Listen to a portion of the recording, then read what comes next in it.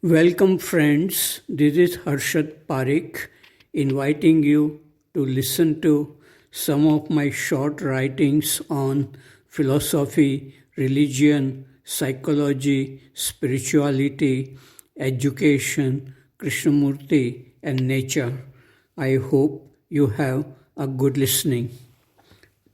This is audio tape number 71. Article number 443, it is about Annie Besant. If Annie Besant had not come to India in 1893 and had not become the president of the Theosophical Society in 1907, we would not have J. Krishnamurti, the world teacher, as he is known to us. I have read many books by J. Krishnamurti and also several biographies of him, but I knew very little about the life of Annie Besant.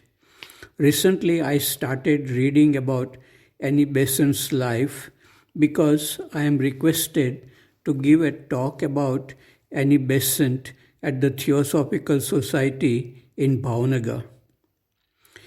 Annie Besant was a bright young woman living in England before she came to India. She was born in 1847 in London. Her father died when she was 5 years old. Her mother was not in a position to give her very good education, but her mother's friend supported Annie Besant's education. Annie Besant was married at the age of 20 to a Christian clergyman. She had a son and a daughter through this marriage. Annie Besant wrote short stories, books for children, and articles.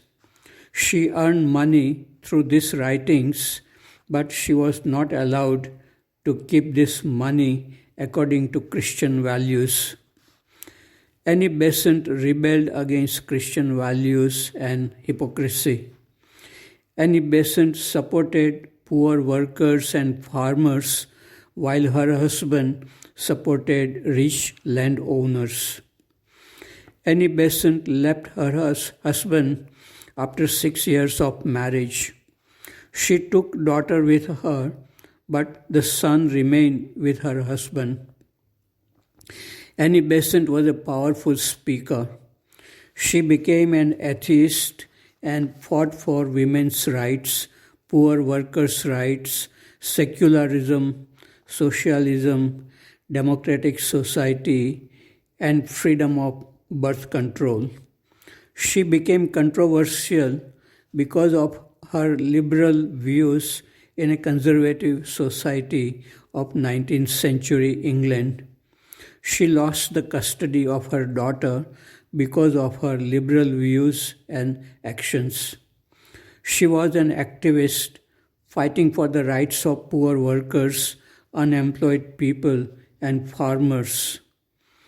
Annie Besant was elected to the London School Board in 1888.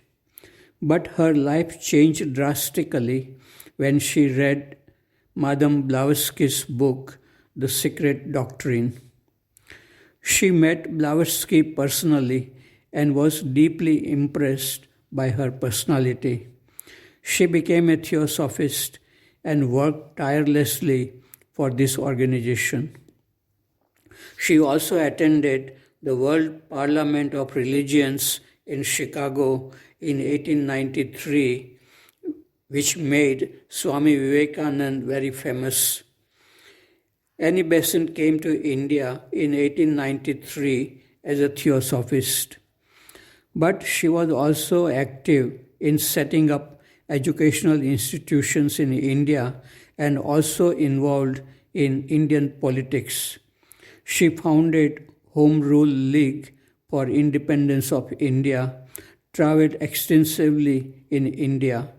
She was the first woman president of Indian National Congress. She had also some spiritual powers.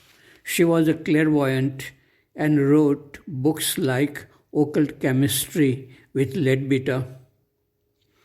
After she became the president of Theosophical Society in 1907, Theosophy became a worldwide movement because of her powerful speeches and tireless work. In 1909, she adopted Krishnamurti and his brother Nitya as her sons. She prepared Krishnamurti to be the vehicle of Maitreya Buddha. Because of her, Krishnamurti could travel all over the world and meet well-known people. But after 1925, Krishnamurti started speaking about his own ideas, which contradicted with the ideas propagated by Theosophical Society. Annie Besant could not understand well what Krishnamurti was saying, but she loved him and was willing to be his disciple. Krishnamurti too loved her deeply as his mother. Annie Besant's health deteriorated in 1931 and she passed away in 1933. She tried to follow truth, and truth is greater than any religion or organization. Article number 444. It is about development of a public park. On March 9, 2017, I had written a letter to the Prime Minister's office about a long stretch of land in Bhavnagar which belongs to the Western Railways. Many years ago, there was a railway line on this land, but it was abandoned about 30 years ago. Neither the Western Railways nor the municipality cleans this land. People dump garbage and some people build huts on this land. The city looks ugly and dirty because of this. I had written a letter to the general manager of the Western Railways and had requested him to take care of this land and suggested that this land be given to the municipality of Bhavnagar to build a nice walking park with flowering trees. But there was no response from him. Then only I wrote to the Prime Minister's office. I have received acknowledgement from the Prime Minister's office, but no action has been taken by the Western Railways even after 7 months. For 30 years, nobody has tried to do anything about this problem. Only if the Prime Minister or Chief Minister takes interest, very quick action can be taken. The follow-up, now in 2021, this land is cleared of all illegal structures and a walking park will be made by the municipal corporation for citizens of Bhavnagar. Article number 445. It is about true religion. Generally, our mind or brain is occupied with thinking during the day and also at night in sleep. We rarely feel silence, which has a quality of healing and a sense of well-being. In this kind of silence is the solution to all our problems of psychological nature like fear, anxiety, boredom, anger, jealousy, etc. To live in such a state of silence and freedom is true religion in my view. Article number 446. It is about inward looking. Newspapers are full of interesting stories about politicians and religious teachers and their scandalous lives. There are stories about the mystery of the universe and the human brain. There are reviews of new films and sports news. We can easily get lost in reading about all this news. This kind of reading can keep our brain occupied and make our life dull, leading to boredom and tiredness. To keep ourselves fresh and young, we need to go deep within ourselves and touch the source of the self from where arise thinking and feeling. Then we can live without boredom and tiredness, and all activities become meaningful. Article number 447. It's about entertainment. As soon as the bus started from Vadodara to Bhavnagar, we were shown a modern film full of unnecessary violence from the beginning to the end. I watched the film only once in a while. I wanted to listen to my favorite songs from my mobile, but the noise of the film was too much. I read in the newspaper that this film may gross 100 crores of rupees. Nowadays, we rarely see films which can inspire us to live a life of love, beauty, and creativity. But I can always create beautiful films in my fully conscious mind. I need no entertainment from modern films and television programs. Article number 448.